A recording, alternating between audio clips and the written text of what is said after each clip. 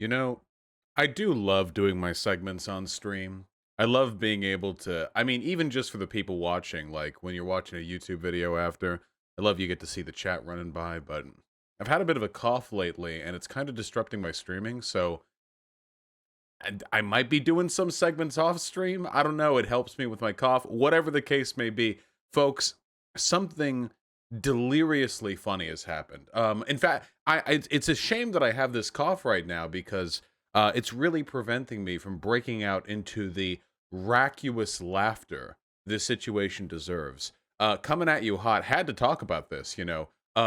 Tucker Carlson has betrayed the Republican Party.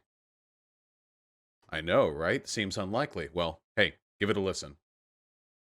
Had been plugged into the system, and that's what. This is from a segment on Tucker Carlson's program where he's going over the insane press conference that I covered just yesterday, the one in which Rudy Giuliani's face melted, the one in which they Chris go Wallace to another is video anchor of Fox without News me Sunday and clicking on joins us anything. now.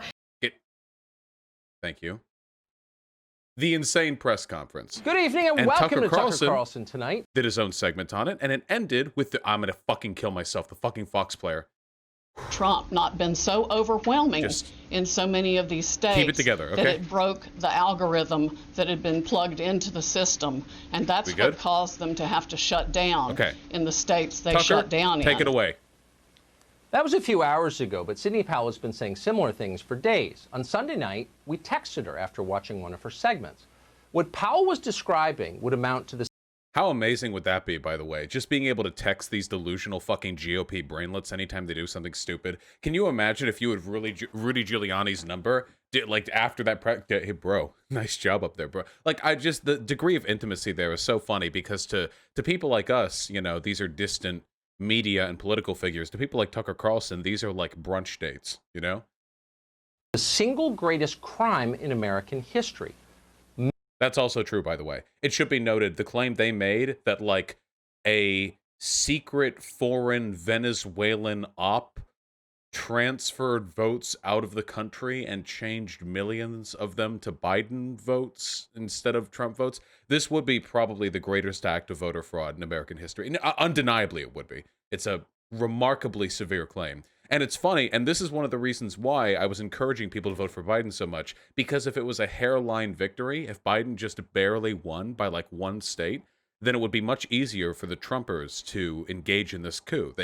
They would have to come up with like a smaller lie. It'd be easier to sell people on that. But now, because Trump has to win like 4 more states in order for him to take the presidency, they have to back up to these insane fucking claims. Anyway, I'm going to stop interrupting. Tucker, take it away.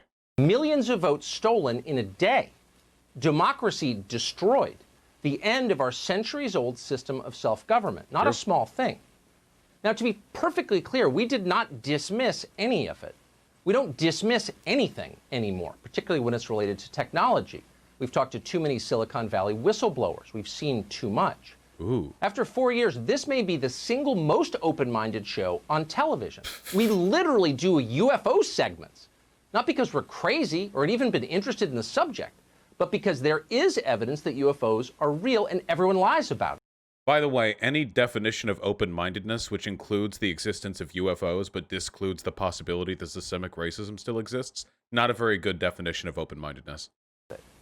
There's evidence that a lot of things that responsible people used to dismiss out of hand as ridiculous are in fact real. And we don't care who mocks it.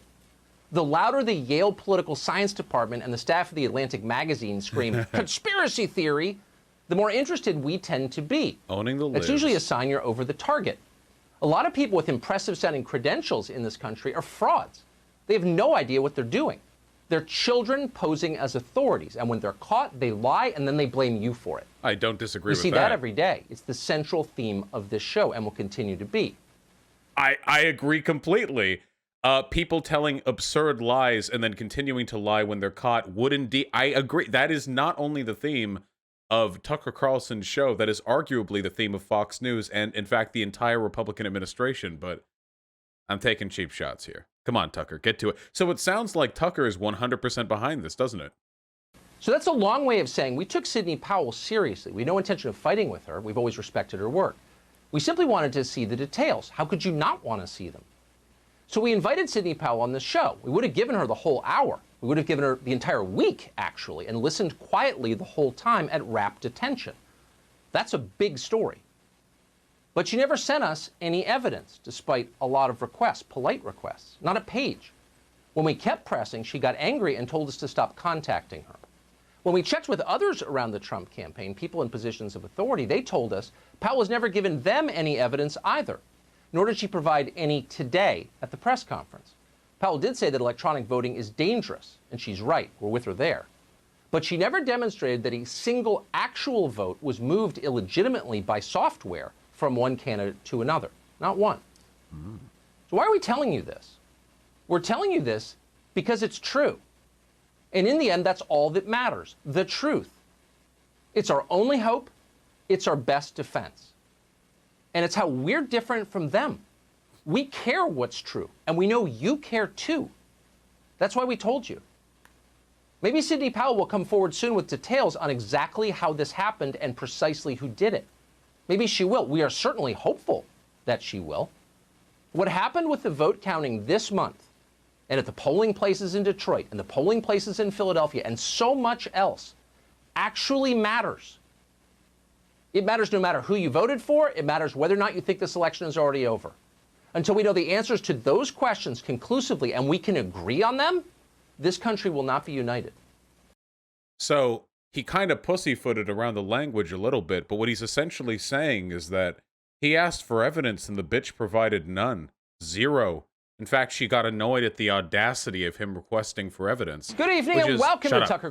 Which is really funny, by the way. There are some... Look, I'm not a lawyer, but I seem to understand this better than a lot of... Listen, the Trump administration recently got in trouble because... What was it? They like mixed up Michigan and Minnesota or something like that. What was the insane shit they just did? The point that I'm trying to get at is that the Republicans are not exactly bringing out their crack legal, President Trump's legal team trying to prove voter fraud in Michigan apparently used data taken from counties in Minnesota, the latest in a series of embarrassing missteps. It's fucking clown show, dude. So of course, I'm a master tweeter. I tweeted out, lawyer SpongeBob. See, because I'm making a joke about their ineptitude. Whatever the case may be, there are a lot of Trump sycophants who will say they're withholding their evidence until the court case. They're not the reason they're not giving you evidence because they don't want to play their hand. And that's not how it works at all. Not even slightly, as a matter of fact. If they have evidence, they should be able to provide it. And if the evidence they have is sturdy, there shouldn't be a way for Democrats to counter it.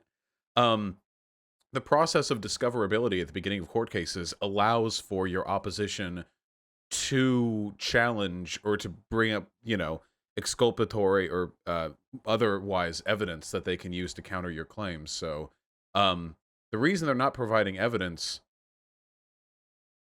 is because they don't have evidence. That's the main reason that they're doing that.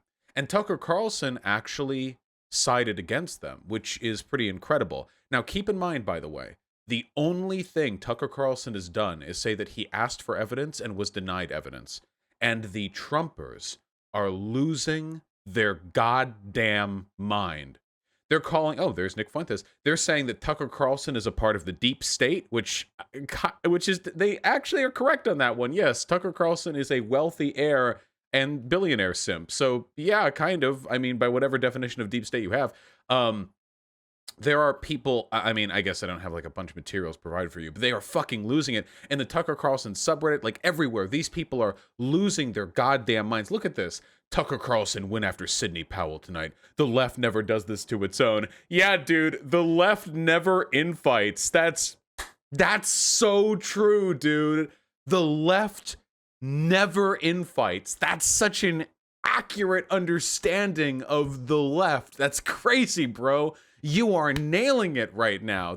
I never do that. Dude, even Trump acknowledged during the Democratic primaries that there was some, they were beating up on Bernie a little bit at a couple points there. Like, yeah, okay, whatever. Victim complex Andes, I know. But anyway, it is really funny watching all of these Trumpers like come to grips with the fact that Tucker Carlson's a Murdoch simp.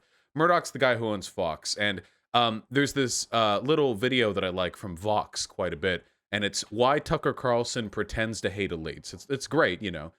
There are people who unironically think that Tucker Carlson, like, this is the kind of shit. After watching this video and then rewatching it, seriously, it's a lot of compacted information in here.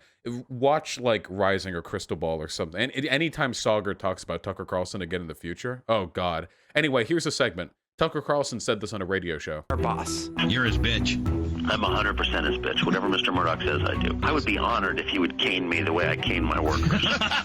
And Murdoch is not behind this little Trump coup thing, probably because it's not in the interest of the capital class for a deranged lunatic to illegitimately maintain control of this country.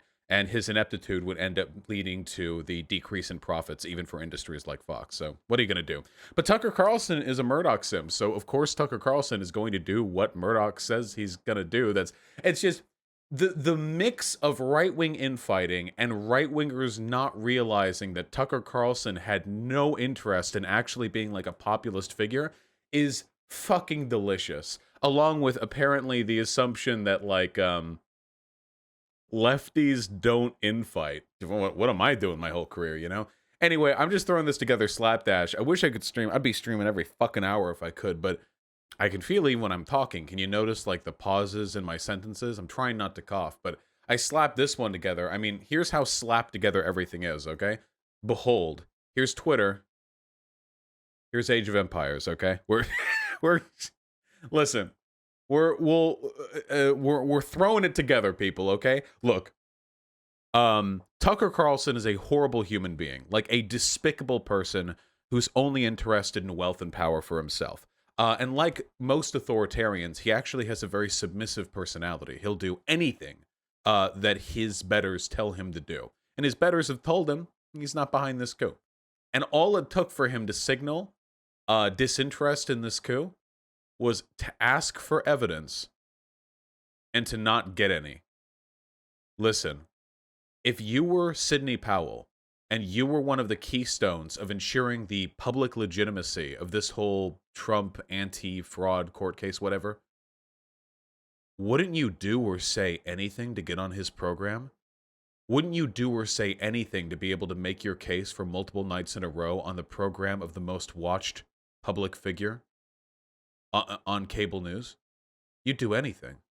But she didn't have anything, so she couldn't do it. And that's all it takes to be excommunicated from the Trump cult these days, you know? Asking for evidence. That's it.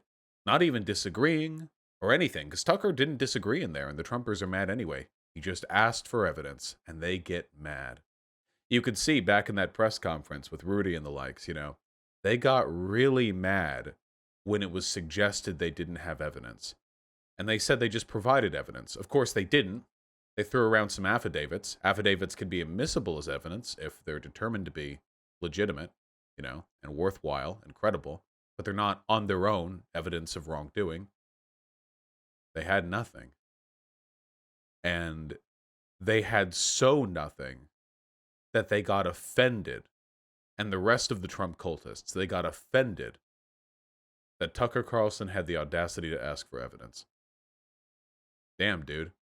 The ideological hegemony that you have to the amount of groupthink that you have to lock yourself into to be a part of the Trump cult these days is unbelievable. These people sold themselves as the free thinkers, you know, fuck your feelings. Yeah, we don't care about no SJW shit, America. Yeah, fucking, we just say what's on our mind. But now, none of that shit, motherfucker. It's coup time, baby. You need to shut the fuck up and don't ask questions. And then maybe, after all this is over, you'll still get considered a pure Republican. Maybe. Fucking loonies.